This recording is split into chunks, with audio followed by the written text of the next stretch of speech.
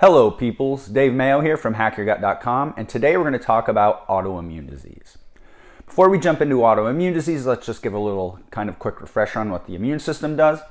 The immune system helps protect us against foreign invaders. When they slip into our mucous membranes or into our blood, we begin creating antibodies to recognize these foreign invaders, and these antibodies help our immune system attack them and remove them from the body. However, in an autoimmune disease, these immune cells recognize our own tissues as foreign and begins destroying them.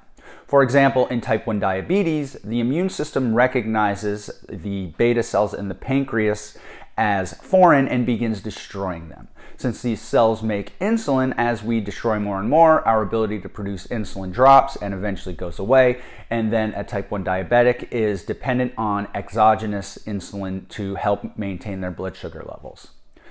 So, what are the various autoimmune diseases? We have multiple sclerosis, systemic lupus, rheumatoid arthritis, asthma, Sjogren's. You're probably familiar with a lot of them. IBD, celiac disease in particular, which we'll get to in a minute. And so when you begin creating these autoantibodies, it's really bad news for you and your organs and tissues. Some only affect one tissue, like for example, type 1 diabetes will go after the beta cells in your pancreas, or multiple sclerosis will go after the myelin sheath surrounding your nerve cells. Others, such as lupus, are systemic and cause wide-ranging problems. Celiac disease as well. Celiac disease is not simply relegated to the digestive tract. So, to begin kind of understanding what we believe causes autoimmune disease, I believe probably the best theory up to date is Dr. Alessio Fasano's work, which identifies a 3-hit model for autoimmune disease. This means you require 3 things to develop an autoimmune disease. First is a genetic susceptibility. Second is an environmental trigger, which can be dietary, but it can be other things as well. And then finally, intestinal permeability or leaky gut. So obviously, being focused around gut health, we're going to kind of center around this intestinal permeability thing. So how can intestinal permeability help promote an autoimmune disease? Well, there are a few factors involved here. First off, when you have increased intestinal permeability, you have increased inflammation, and that inflammation leaks out into the body. It's wide-ranging, and this can cause problems with our immune system that prevents it from working properly, and it will be more likely to create autoantibodies. So there are a couple of risk factors associated with increased incidence of autoimmune disease. That is being female, increased age. Of course, as we age, our immune system function changes in a way that promotes autoimmunity.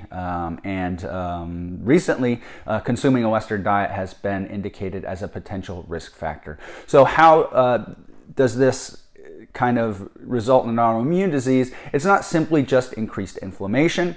One really important factor that most people are unaware of is when you have increased intestinal permeability, at least in animal models, we see something called thymic involution. Now, the thymus is a very important immune organ that plays a role in every single day you wake up, you're creating autoantibodies. And the thymus helps pull out all of these cells that would normally attack our own tissues and just discards them. In addition, there are regulatory T cells that help us become more tolerant to our own tissues. That way, if a few autoantibodies slip through, we're not in trouble. But what's really interesting with kind of intestinal permeability or leaky gut and the thymus is that in animal models, it shows that greater intestinal permeability will cause thymic involution, but when you correct the permeability, you correct the thymic involution.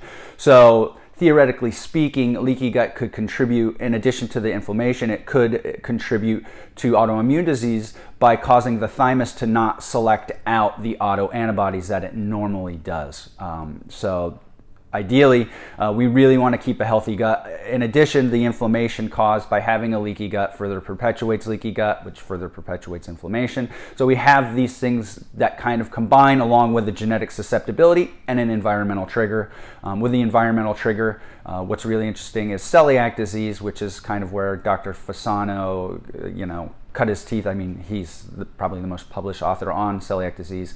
We know what the environmental trigger is. It's gluten for those people. That doesn't necessarily mean that gluten is your trigger, your environmental trigger, but theoretically in some people, gluten can cause increased intestinal permeability. We have an autoimmune protocol diet, which is supposed to help people with autoimmunity, and while I think there is some anecdotal evidence that it does help with some of the symptoms, I don't believe there is really good evidence that it cures the disease. The only really good data we've seen is the use of an autoimmune protocol in inflammatory bowel disease, which makes perfect sense because that's directly affecting the gastrointestinal tract. So if you clean up your diet, you would feel better. So we're going to do a video on the autoimmune protocol, how it works, as well as a hidden food that people tend to eat that I don't believe they are aware of, simply because I feel the autoimmune protocol has kind of been hijacked by the paleo community, and the focus has been on removing vegetables. But there are a couple of potential inflammatory meat sources that we want to look at, and so we're going to cover that in our next video on the autoimmune protocol. Thank you very much for listening. If you have any questions, drop them down below. If you like this, like and share it on social media. If you hated it, stop listening to me. I get it. My wife says I'm annoying all the time. So thank you very much. Take care.